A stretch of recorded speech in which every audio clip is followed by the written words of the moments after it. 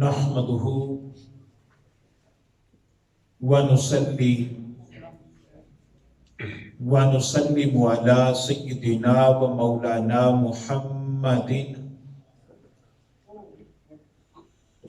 رسوله النبي الأمين المكين الحنين الكريم الرؤوف الرحيم. أما بعد فأعوذ بالله من الشيطان الرجيم. بسم الله الرحمن الرحيم. قال الله تبارك وتعالى في الكلام المجيد والفرقان الحميد: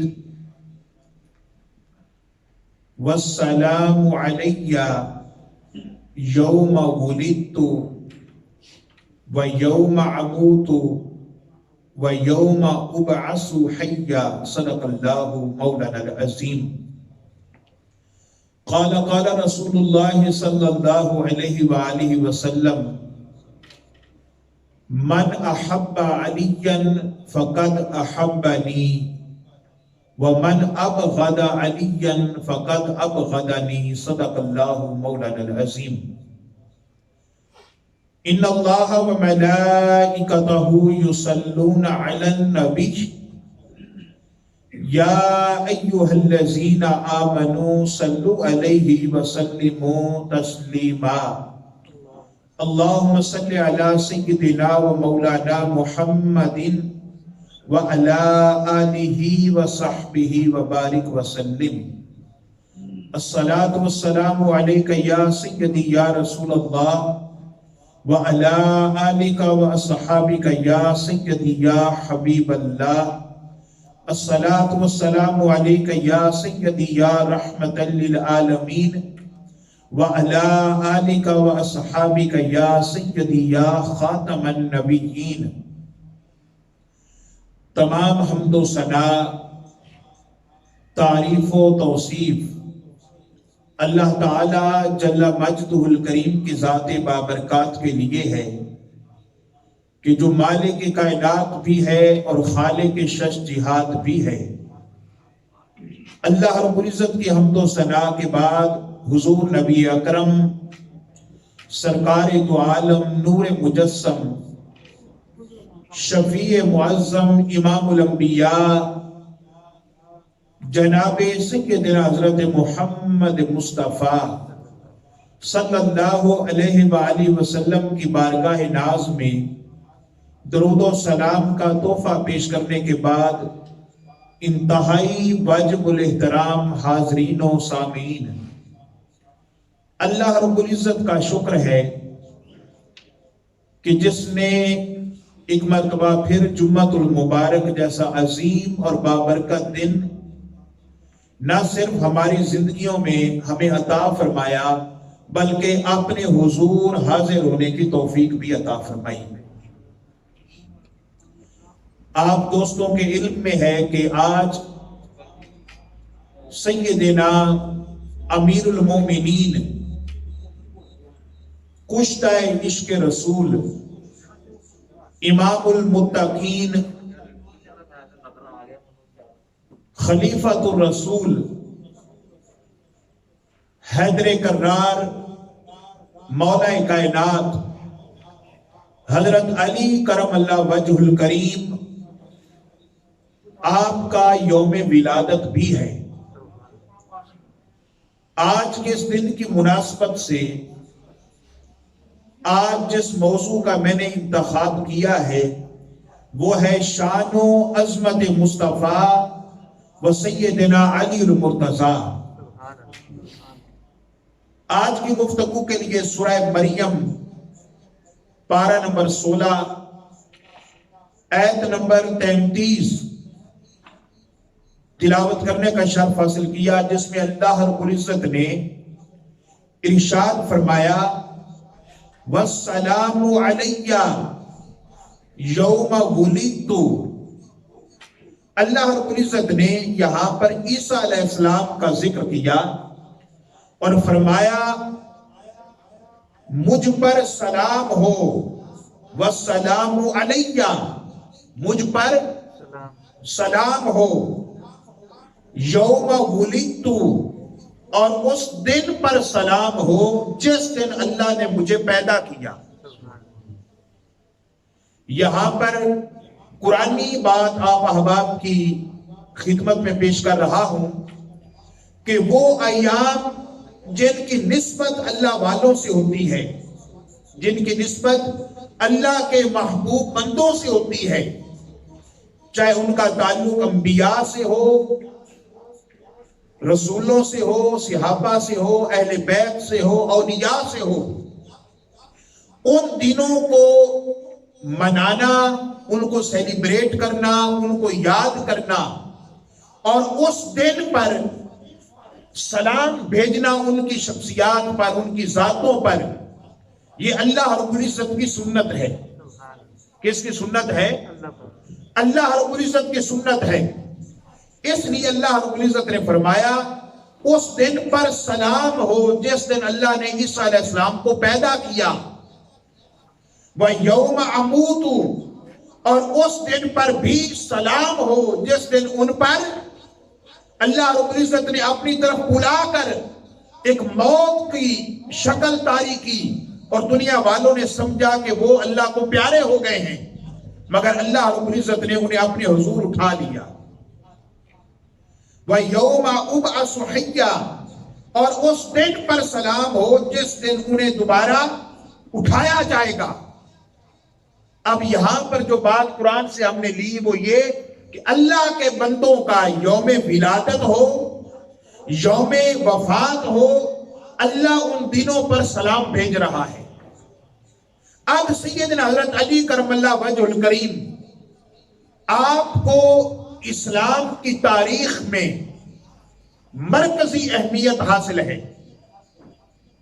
آپ کا کردار، آپ کی قربانیاں، آپ کی شخصیت ایک ایسا مینارہ نور ہے کہ اگر آپ کو اسلام کی تاریخ سے نکال دیا جائے تو اسلام کی تاریخ میں وہ حسن باقی نہیں رہتا، حسن باقی نہیں رہتا۔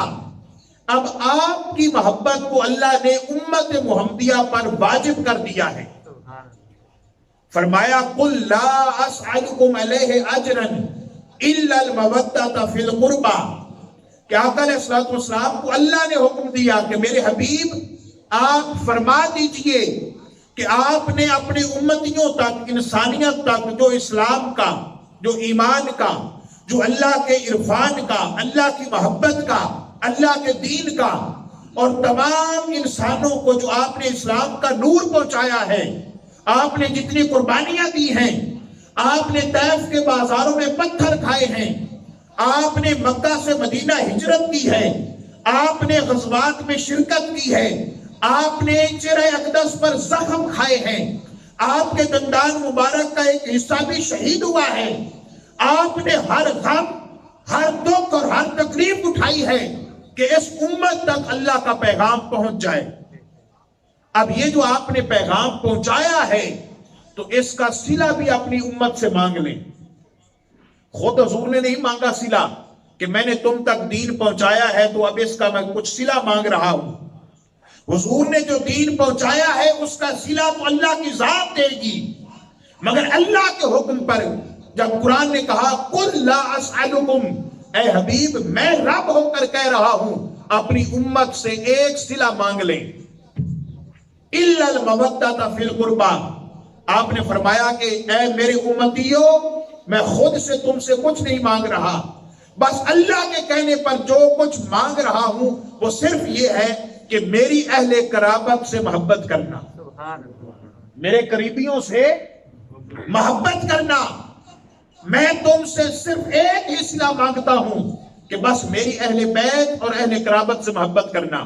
تمام محدثین نے کتب حدیث بھری پڑھی ہیں، کسی دوست کو حوالہ چاہیے ہو، میں جو بات یہاں سٹیج پر کرتا ہوں، یہ چونکہ ٹائم تھوڑا ہوتا ہے 15 سے 20 منٹ کا، اگر میں کوئی بات کرتا ہوں یا جملہ بولتا ہوں سننے والا اسے اپنے ذہن کے مطابق سمجھتا ہے، مگر جب بھی کوئی اسکالر بات کرتا ہے تو اس کے پیچھے بہت سارے حوالہ جات، بہت سارے واقعات، بہت ساری قرآن آیات کا حوالہ ہوتا ہے جو ایک ہی خطاب میں بیان نہیں کی جا سکتی۔ یہی وجہ ہے کہ بعض جو دوست سننے والے ہیں وہ کنفیوز ہو جاتے ہیں، انہیں سمجھ نہیں آتی، وہ اس کو اپنی سوچ کے مطابق لیتے ہیں۔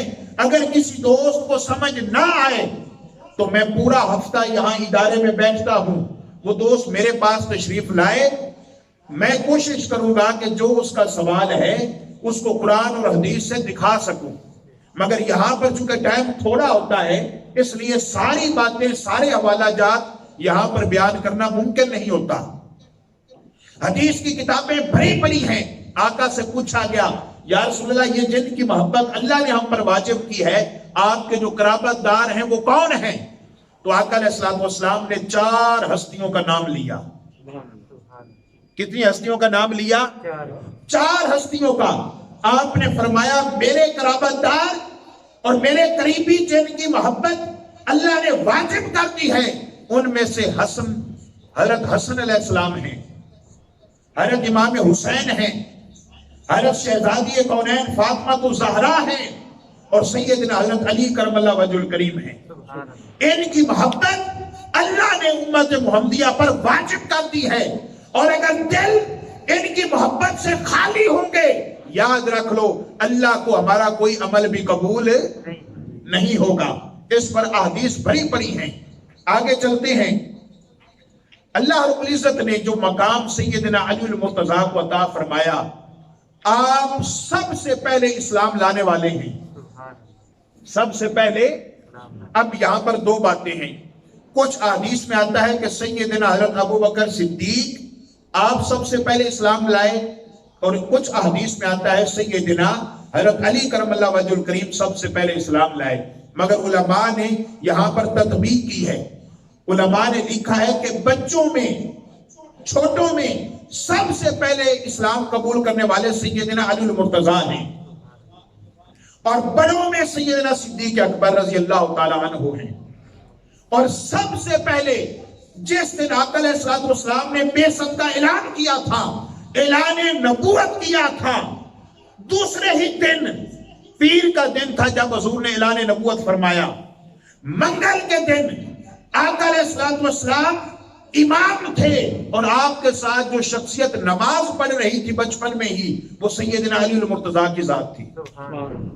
اب آپ کہیں گے کہ نماز کو معراج کی رات فرض ہوئی، نماز بے شک معراج کی رات فرض ہوئی نبوت کے 11ویں سال، مگر نماز کی ہی شکل کی عبادت آقا علیہ السلام غار حرا میں بھی کرتے تھے، اور اعلان نبوت کے اگلے دن آپ بیت اللہ میں کھڑے ہو کر اسی طرح حرکات و سکنات کر کے اللہ رب العزت کی عبادت فرما رہے تھے جس طرح اللہ رب العزت نے نماز پڑھنے کا حکم دیا ہے، اور آپ کے ساتھ حضرت علی کرم اللہ وجہ الکریم اس عبادت میں شریک تھے۔ پھر اسی طرح وقت گزرتا گیا، آپ کی ولادت بیت اللہ میں ہوئی۔ آپ کی ولادت کہاں ہوئی؟ یہاں بھی کچھ دوست مانتے ہیں، کچھ نہیں مانتے۔ ہمارا جھگڑا نہیں ہے، ہمارا مقصود منوانا نہیں ہے، ہمارا مقصود ہے بات کرنا۔ اب سمجھنے والے کی اپنی مرضی ہے اس کو کس رخ سے دیکھتا ہے۔ یاد رکھ لیں کہ یہ جو کچھ لوگوں کے ذہن میں یہ بات سمجھ میں نہیں آتی کہ حضرت علی کرم اللہ وجہ الکریم کی ولادت بیت اللہ میں کیسے ہوئی، یا یہ ایسی بڑی بات ہے جو انسانی عقل میں نہیں آتی۔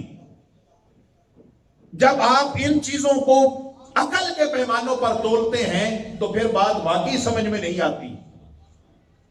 مثال کے طور پہ یہ مہینہ وہ ہے جس میں اللہ نے حضور کو معراج عطا کیا۔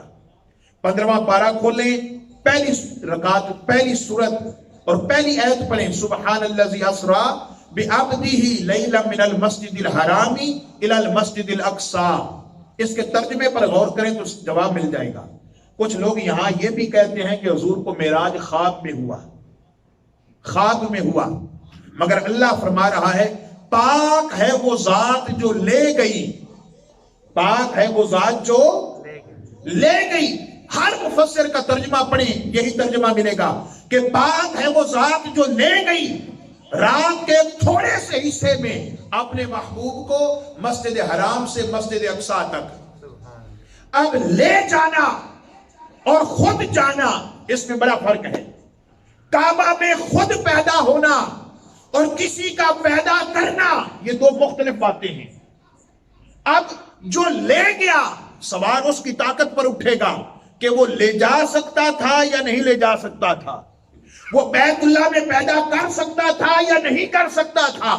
سوال نہ پیدا ہونے والے کا ہے نہ معراج پر جانے والے کا ہے، سوال اس عظیم طاقت کا ہے جو رب کائنات کی طاقت ہے کہ وہ کعبہ میں پیدا کر سکتا ہے یا نہیں کر سکتا، وہ معراج پر لے جا سکتا ہے یا نہیں لے جا سکتا۔ اس پر بہت سارے سائنسی تحقیقات بھی آ چکی ہیں، انشاءاللہ وہ موضوع کے مطابق آگے چل کر عرض کروں گا۔ اب جو بیت اللہ میں حضرت علی کرم اللہ وجہ الکریم کی ولادت ہوئی، یہ اللہ کا حکم تھا، اللہ کی رضا تھی، اللہ کی مرضی تھی۔ ایک اور صحابی حکیم بن حزام کے متعلق کسی کا اختلاف نہیں ہے کہ ان کی ولادت بیت اللہ میں ہوئی تھی، ان کے متعلق کسی کا اعتراض نہیں ہے، سب مانتے ہیں مسلمان کہ ان کی ولادت کعبہ میں ہوئی، مگر سیدنا حضرت علی کرم اللہ وجہ الکریم کے متعلق اختلاف پایا جاتا ہے۔ مگر یہ آپ ہرگز نہ سمجھیں، المستدرک للحاکم میں یہ حدیث موجود ہے، اور امام حاکم آپ کا نام نہیں تھا، حاکم حدیث میں ایک بہت بڑا درجہ ہوتا ہے، جس کو وہ درجہ حاصل ہو اس کو حاکم کہتے ہیں۔ آپ نے اپنی حدیث کی کتابوں میں آپ کی ولادت کعبہ میں لکھی ہے۔ اب یہ سمجھنا کہ حضرت علی کرم اللہ وجہ الکریم کو شان اور عظمت ملی ہے کہ وہ کعبہ میں پیدا ہوئے، تو یہ بات بھی غلط ہے۔ حضرت علی کو مقام کعبہ میں ولادت کی وجہ سے نہیں ملا، بلکہ اگر میں یوں کہوں کہ کعبہ کو فضیلت اور درجہ اور مقام پہلے بھی حاصل تھا، مگر حضرت علی کی ولادت نے کعبہ کو اور چار چاند لگا دی، تو یہ غلط نہیں ہوگا۔ کیونکہ حدیث پاک میں آتا ہے، آقا علیہ الصلوۃ والسلام جب ہجرت کر کے مدینہ جانے لگے تو آپ نے بیت اللہ کو مخاطب کیا، خانہ کعبہ سے خطاب کیا، آپ نے فرمایا بیت اللہ تیری بڑی عظمت ہے، تیری بڑی حرمت ہے، مگر یاد رکھ لے میری امت کے مومن کی حرمت تیری حرمت سے زیادہ ہے، میری امت کے مومن کے مال کی حرمت تیری حرمت سے زیادہ ہے، میری امت کے مومن کی خون کی حرمت بیت اللہ سے زیادہ ہے۔ تو ایک عام مومن کے مال کی حرمت، اس کی عزت کی حرمت، اس کے خون کی حرمت اگر بیت اللہ سے زیادہ ہو سکتی ہے تو پھر امام الانبیاء کے یہ خاص صحابی سیدنا علی المرتضیٰ تو تمام مومنوں کے سردار ہیں، تمام مومنوں کے سردار ہیں، تو آپ کی حرمت بیت اللہ سے زیادہ ہے ایک عام مومن کی، تو سیدنا علی المرتضیٰ پھر فرق ہے۔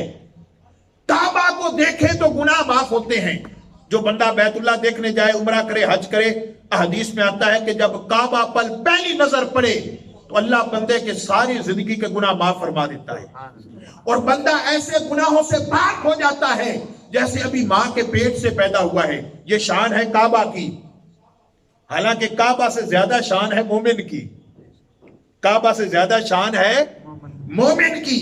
کعبہ کو دیکھیں تو ساری زندگی کے گناہ معاف ہوتے ہیں۔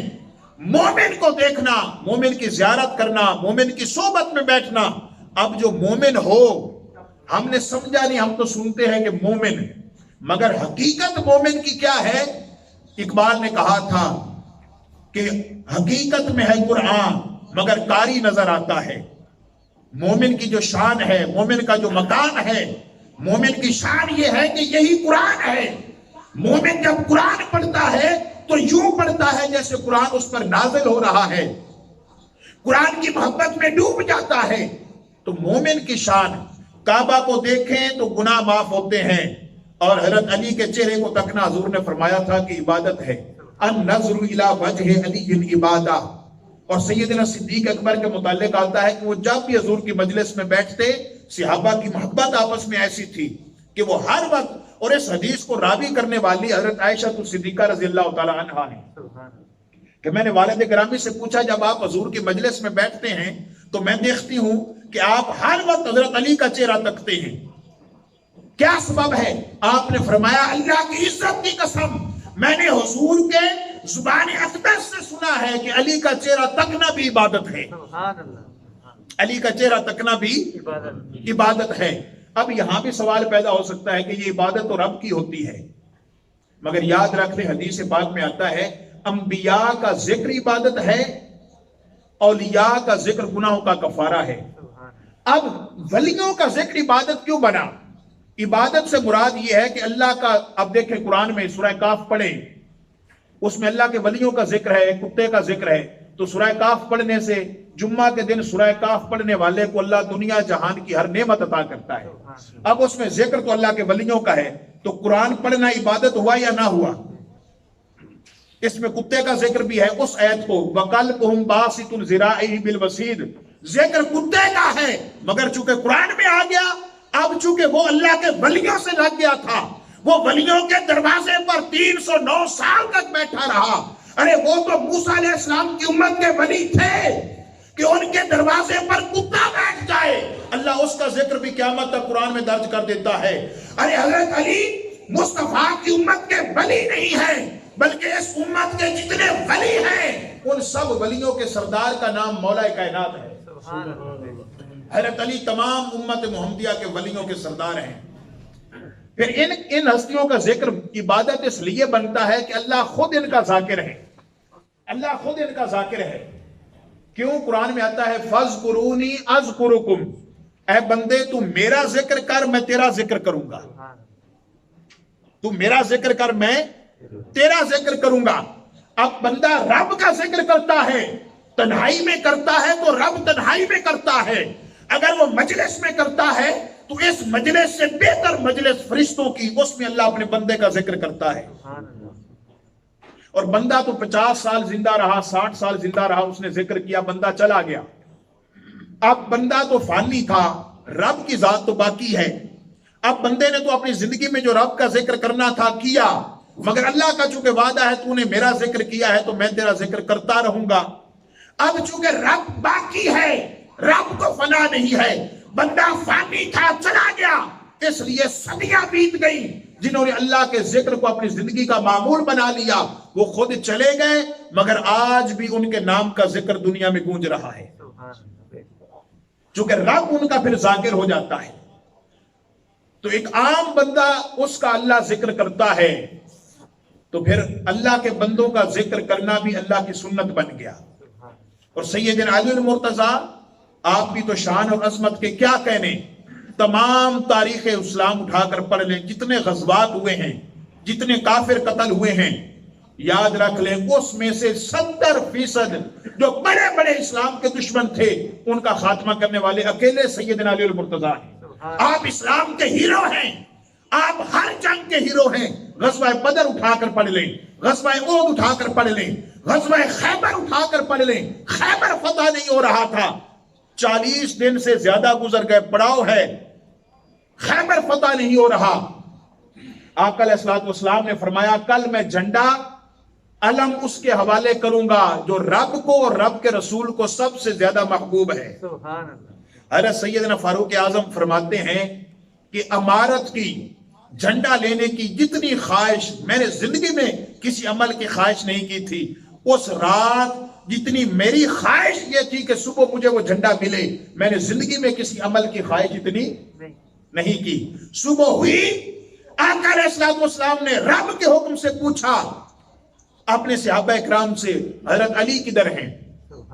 لوگوں نے بتایا ان کی آنکھیں خراب ہیں، دکھ رہی ہیں، اشوب جسم ہے، ان کی تو آنکھیں دکھ رہی ہیں، پانی بہ رہا ہے۔ آپ نے فرمایا انہیں بلاؤ۔ آپ نے اپنی تھوک مبارک، لعاب دہن مبارک حضرت علی کی آنکھوں پر لگایا، اسی وقت ان کو اللہ نے شفا عطا فرما دی۔ آپ نے جھنڈا حضرت علی کرم اللہ وجہ کریم کو عطا کیا۔ اور پھر آپ نے خیبر کی تاریخ سنی اور پڑھی ہے کہ خیبر کا وہ دروازہ جو 100 صحابہ اور بعض روایات میں آتا ہے 40 صحابہ مل کر بھی خیبر کے دروازے کو ہلا نہ سکے، اکیلے علی المرتضیٰ نے ایک ہاتھ سے خیبر کا دروازہ اکھاڑ کر پھینک دیا۔ اور کھاتے کیا تھے؟ پانی میں خشک روٹی بھگو کر کھاتے تھے، خشک روٹی بھگو کر کھانے والے سیدنا علی المرتضیٰ۔ اسی طرح بدر کے میدان میں جتنے بڑے بڑے کفار تھے سب کا خاتمہ علی المرتضیٰ نے کیا۔ ہر جنگ میں آقا علیہ السلام کے سامنے سینہ تان کر کفار کے مقابلے میں کھڑے رہے۔ اور پھر دوستو ہجرت کی رات بستر مصطفیٰ صلی اللہ علیہ وسلم پر سوئے، پھر آپ کی شادی کا حکم رب کائنات نے بھیجا، احادیث کی کتابوں میں آتا ہے آقا علیہ الصلوۃ والسلام نے فرمایا کہ مجھے رب نے حکم دیا ہے کہ اپنی شہزادی کی شادی حضرت علی المرتضیٰ سے کر دیں. آقا علیہ الصلوۃ والسلام کی خدمت میں ایک پرندے کا بھنا ہوا گوشت، جامع ترمذی کی حدیث پاک، حضرت انس بن مالک رضی اللہ تعالیٰ عنہ راوی ہیں، پرندے کا بھنا ہوا گوشت رکھا گیا اور آقا علیہ الصلوۃ والسلام نے اکیلے تھے، دعا کے لیے ہاتھ اٹھائے، مولا اپنے اس بندے کو میرے پاس بھیج دے جو روئے زمین پر تجھے سب سے زیادہ محبوب ہے، تاکہ وہ میرے ساتھ پرندے کا گوشت کھائے. آپ نے ابھی دعا ختم نہیں کی تھی کہ سامنے سے سیدنا علی المرتضیٰ آ گئے. اور آقا علیہ الصلوۃ والسلام کی محبت آپ سے اتنی تھی کہ جب حضرت علی کسی قافلے کے ساتھ جنگ پر جاتے، اللہ کے نبی ہاتھ اٹھا کر دعا کرتے، اے اللہ مجھے تب تک موت نہ دینا، مجھے تب تک اپنے پاس نہ بلانا جب تک علی واپس آ جائے اور میں اس کو دیکھ نہ لوں. بعض کسی جنگ سے واپسی پر کچھ صحابہ نے حضرت علی کرم اللہ وجہ الکریم کا شکوہ کیا. انہوں نے شکوہ کیا، آقا کا چہرہ زرد ہو گیا، آقا کا چہرہ متغیر ہو گیا. آپ نے فرمایا کیا تم نے نہیں سنا کہ میں ہر مومن کی جانوں سے بھی زیادہ قریب ہوں، میں ہر مومن کی جان پر زیادہ حق رکھتا ہوں؟ جی یا رسول اللہ سنا ہے. فرمایا جیسے میں ہر مومن کی جانوں سے بھی قریب ہوں، ان پر زیادہ حق رکھتا ہوں، سن لو جس کا میں دوست اور مولا ہوں اس کا علی دوست اور مولا ہے. اور پھر آقا علیہ الصلوۃ والسلام نے معیار ایمان حضرت علی کی محبت کو بنا دیا. یہ صحیح مسلم کی حدیث پاک ہے. آقا نے فرمایا، سیدنا علی خود راوی ہیں، وہ کہتے ہیں خدا کی قسم میرے آقا نے مجھ سے وعدہ کیا تھا، اے علی قیامت تک سوائے مومن کے تجھ سے محبت کوئی نہیں کرے گا اور سوائے منافق کے تیرے ساتھ بغض کوئی نہیں رکھے گا. اب ہم اپنے دلوں میں جھانک لیں، اپنے سینوں میں جھانک لیں. صحابہ اکرام نے ایمان کا پیمانہ مقرر کیا تھا کہ وہ جسے دیکھنا چاہتے کہ یہ مومن ہے یا منافق، اس کے سامنے حضرت علی کا ذکر کر دیتے. جس کا چہرہ کھل اٹھتا، جس کے چہرے پر رونق آ جاتی، جس کے چہرے پہ تازگی آ جاتی، وہ سمجھ لیتے کہ یہ مومن ہے. اور جس کے چہرے پہ علی کا ذکر سن کر قبض آ جاتی، اس کے پیٹ میں مروڑ اٹھتے، وہ دیکھ لیتے کہ یہ منافق ہے. اور آقا علیہ الصلوۃ والسلام نے فرمایا بندہ بیت اللہ میں پیدا ہو، ساری زندگی غلاف کعبہ پکڑ کر عبادت کرتا رہے، خدا کی قسم مومن نہیں ہو سکتا، ایمان پر مر نہیں سکتا اگر اس کے دل میں علی کی محبت نہیں ہے. اسی طرح آقا علیہ الصلوۃ والسلام نے یہ بھی فرمایا دنیا میں دو شخص ظالم ہوئے ہیں، ایک جس نے صالح علیہ السلام کی اونٹنی کے پاؤں کاٹے تھے، اور دوسرا وہ شخص جو سیدنا علی المرتضیٰ کو شہید کرے گا. آقا علیہ الصلوۃ والسلام نے پہلے ہی خبر دے دی آپ کی شہادت کی. پھر اسی طرح مباہلہ جب ہوا عیسائیوں سے، اللہ قرآن میں کہتا ہے ندعو ابناءنا وابناءکم ونساءنا ونساءکم وانفسنا وانفسکم. جب وہ عیسائی آئے نا مباہلے کے لیے تو قرآن میں اللہ فرماتا ہے کہ محبوب آپ کہہ دیں ندعو ابناءنا، تم اپنے بیٹے لاؤ، میں اپنے بیٹے لاتا ہوں. ندعو ابناءنا وابناءکم، میں اپنے بیٹے لاتا ہوں، تم یہودی و عیسائیوں اپنے بیٹے لاؤ. وہ عالم تھے. اب اللہ کا قرآن کہتا ہے حضور ادھر سے بیٹوں کا حکم آیا تو امام حسن اور حسین کو لے کر نکلے. قرآن کے مطابق حسن و حسین حضرت علی کے نہیں، مصطفیٰ کے بیٹے ہیں. ابناءنا وابناءکم ونساءنا ونساءکم، تم اپنی عورتیں لاؤ، میں اپنی عورتیں لاتا ہوں. حضور عورتوں کی جگہ شہزادی کونین حضرت فاطمہ الزہرا کو لے کر نکلے. وانفسنا وانفسکم، تم اپنی جانیں لاؤ، میں اپنی جان لاتا ہوں. جان کے مقام پر جب جان کی بات آئی کہ تم اپنی جانیں لاؤ میں اپنی جان لاتا ہوں، جب جان کا حکم آیا تو مصطفیٰ نے کہا علی کہاں ہے؟ سبحان اللہ. آپ نے جان کے مقام پر حضرت علی کو رکھا. اس لیے آقا نے فرمایا تھا علی انت منی وانا منکا، اے علی تو مجھ سے ہے میں تجھ سے ہوں. لحم کا لحمی، جسم کا جسمی، تیرا جسم میرا جسم ہے، تیرا گوشت میرا گوشت ہے، تیری محبت میری محبت ہے، تیری چاہت میری چاہت ہے، تیرا بغض میرا بغض ہے، تیری اطاعت میری اطاعت ہے. اور دنیا والوں سنو حضرت علی کا مقام کیا ہے. آخری دو بات کو ختم کرتا ہوں. اس دنیا میں جتنے نبی آئے وہ سارے ہدایت یافتہ تھے. کیا تھے؟ ہدایت یافتہ تھے، ہدایت دینے والے تھے. مگر ان کی عاجزی یہ تھی کہ ہر نبی دعا کرتا یا اللہ مجھے ادھر چلا جدھر ہدایت ہے، مجھے ادھر چلا جدھر ہدایت ہے۔ آدم علیہ السلام نے دعا کی، نوح علیہ السلام نے دعا کی، شیش علیہ السلام نے دعا کی، ابراہیم علیہ السلام نے دعا کی، اسماعیل علیہ السلام نے دعا کی، حضرت زکریا نے یہ دعا کی، حضرت یحییٰ نے یہ دعا کی، حضرت موسیٰ علیہ السلام نے، عیسیٰ علیہ السلام نے، یعقوب علیہ السلام نے، ایوب علیہ السلام نے، یوسف علیہ السلام نے، حضرت ذوالکفل نے، حضرت ذوالنورین نے، ہر نبی نے یہی دعا کی کہ یا اللہ مجھے ادھر چلا جدھر ہدایت ہے۔ ہر صحابی نے یہ دعا کی، ہر ولی نے یہ دعا کی، ہر غوث، ہر قطب، ہر کلندر، ہر مجدد، ہر محدث، ہر گناہگار نے یہ دعا کی یا اللہ مجھے ادھر چلا جدھر ہدایت ہے۔ مصطفیٰ نے دعا کی یا اللہ ہدایت کو ادھر چلا جدھر علی ہے، ہدایت کو ادھر چلا جدھر علی ہے۔ علی ہدایت ہے اور ہدایت علی ہے، قرآن علی کے ساتھ ہے، علی قرآن کے ساتھ ہے۔ اور سن لو دنیا والوں، اللہ علی کے ساتھ ہے، علی اللہ کے ساتھ ہے۔ حضرت علی کی محبت یاد رکھ لیں، یہ نصیب والوں کو ملتی ہے۔ حضرت علی کی محبت نصیب والوں کو ملتی ہے۔